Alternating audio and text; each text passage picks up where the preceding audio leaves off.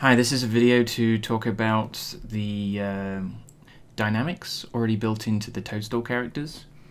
I just wanted to show this. Some of the early animators on the project already played around with this, but for the most part it's been disabled and not used throughout the production.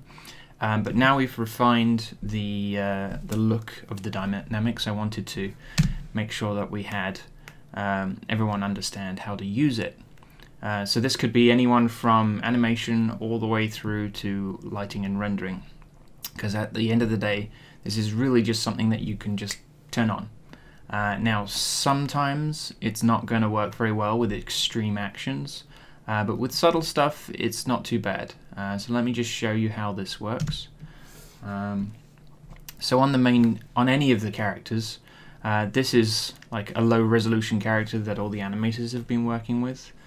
This is essentially the same character in the high resolution version, and this is just another character just to prove that it kind of functions on any of them all exactly the same way. You want to make sure that this controller at the top is visible. If it's toggled off, that can happen by, say, having all the controls turned off, but you can also turn it off here by turning off the stalk control. So I just want to show you those to make sure that it's on. And then at the very top here you'll see some new attributes in here, or updated attributes I should say. And there's three types of dynamics going on in here.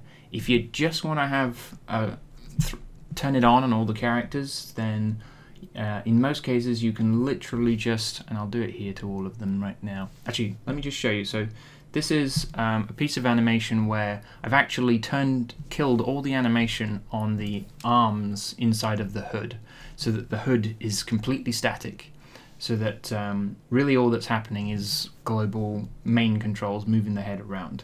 But now we're going to get some automatic deformation by just turning on these, and I'm going to go over here and I'm going to just toggle these all on.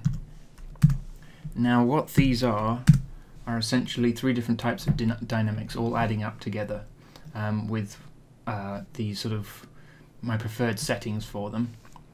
And when I press play they should just work. There we go. We get a bit of dynamics.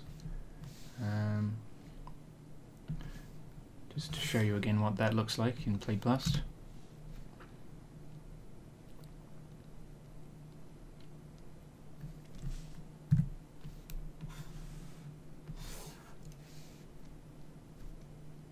Okay, so if you just want to if you've just got large quantities of characters in your scene and you just want to make everything look prettier, then just turn them on. With the default settings you should get pretty good results, but if you see something go insane and crazy, probably what you'll want to do is just turn it off on that particular character. And it breaks down to three different sections. The first one is the joints inside of the hood are actually flowing naturally, like maybe my arms are right now, and you can dial that down with the value here underneath it. It's already set pretty low, so it doesn't have a huge amount of influence. You can push it up, you can push it down. I would say pushing it up, things are going to go a bit insane, and pushing it down, you'll eventually get to like no influence at all. Then the next one on top of that is the hood jiggle, which is an effect that's happening on the geometry, and it will give a little bit of extra life, particularly on the high res. Where you'll see just a bit of movement in the skin, make it feel a little bit more organic, and those two add up quite nicely. I would say my preferred value on that was about 0.4. If you drop it even 0.05, it has quite a big effect on things. You might not see anything, and if you push it up to like 0.5, that's quite a big effect, and it'll have a lot of effect on it. So that's quite a sensitive controller. And then down here on the frill jiggle, that's actually affecting these things here, these frills here, which obviously we don't have on the low resolution character. And they just give us a little extra jiggle.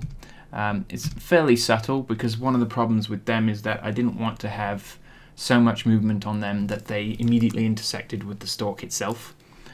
So it's pretty subtle, just gives a little bit of life, and I suspect it's only really important to see that on the hero character when he's at full screen on the camera, that kind of thing. But you could throw it on, because you know it's not an expensive effect. The only thing is with both of those two jiggles is that they do need to be cached if you're going to try and render it on more than one GPU. So for render farms and things like that, that's something we'll have to consider. And that option is under, so deform, jiggle disk cache here. And the lighters will probably know more about the caching than I do. I need to do a bit more experimenting with that myself. But there you go. That's the basics of it. What I would say is that you could, in a lot of cases, just turn it on, play blast. If something visibly goes really bad, then just turn it off on that character. Unless it's the hero character, it's not really a big deal. It's mainly just kind of give life to all the characters, make them all feel a little bit more organic. Now, most of the time the animators have done a manual job of overlapping action on the hoods, but every animator does it slightly differently, so it's a good idea to have an automatic version as well, so that you can just kind of turn it on and there's a certain amount of consistency and life that every single character has. But you may find that some of the this stuff can be added to the animation, but sometimes the animation is too extreme and it just goes insane. So you can either try dialing it down here or just turning it off if it's competing with the manual animation too much. Anyway, I just wanted to give a bit of a download on how to do that. Give me a shout if you got any questions. Thanks.